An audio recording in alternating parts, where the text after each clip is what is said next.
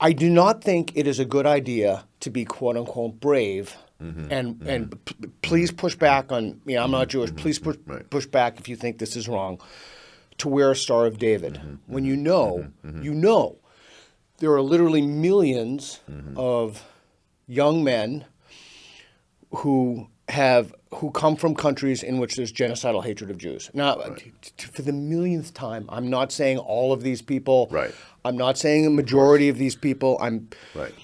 I'm saying a non-trivial number of these people have a pathological genocidal hatred of Jews. And I would argue to you that wearing a Star of David around your neck is, to say the least, ill-advised.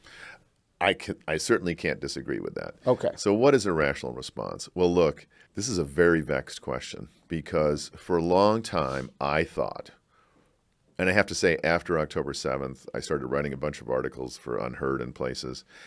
And they're great. And I suggested, thank you, I actually thought, which I don't think anymore, that if only people knew how much the Jews have contributed to civilization. No, that won't help. This doesn't work for a very simple reason. Jealousy? It simply creates envy and... Correct. Envy. I would say jealousy, but okay. Right. Envy's fine too. Right, whichever.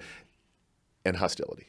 So... Yeah, like what? Because it doesn't fit with the leftist narrative. Right. Like, oh, these people have been oppressed. Right. And they're white adjacent. Right. Yeah. Right. So exactly. The leftist narrative is, I'm going to put it perhaps in reductive ways, but it's not far off.